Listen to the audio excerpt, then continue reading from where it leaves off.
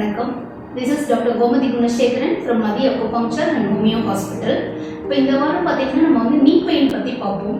Normally பார்த்தீங்கன்னா இப்போ ஒரு 35 to 40 இயர்ஸ்க்குள்ளேயே எல்லாருக்குமே அந்த ஏஜ்லேயே நீ பெயின் ஒரு காமன் இஷ்யூ ஆகிடுது.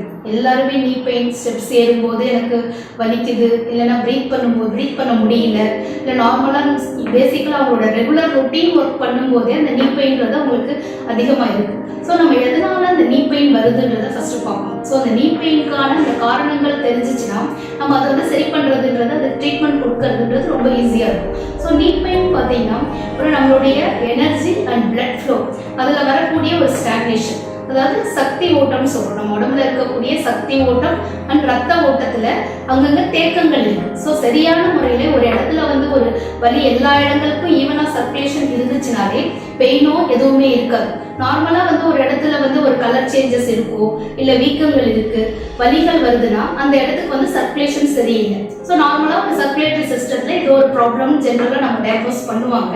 இந்த இடத்துல நம்ம என்ன சொல்லுவோம்னா, அது நார்மலாக எல்லாருக்கும் கரெக்டாக தானே இருக்குது, எல்லாருக்குமே இந்த மாதிரி ஆகுதா, ஒரு சில பேருக்கு தான் இப்படி ஆகுது. ஸோ எல்லாருக்கும் அப்படி ஆகுதான்றது கிடையாது. ஸோ ஒவ்வொருத்தருடைய லைஃப் ஸ்டைல், தென் ஃபுட் ஹேபிட்ஸு, அதை தாண்டி அவங்களோட ஃபிசிக்கலாக அவங்க வந்து அதிக நேரம் ஸ்டாண்டிங்லேயே சில நேரம் ஒர்க் பண்ணுவாங்க.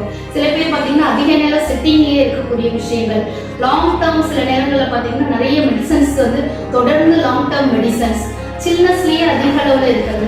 இந்த மாதிரி ஒரு சில காரணங்கள், life style and food habits ஒரு காரணம் ஃபிசிக்கலாக.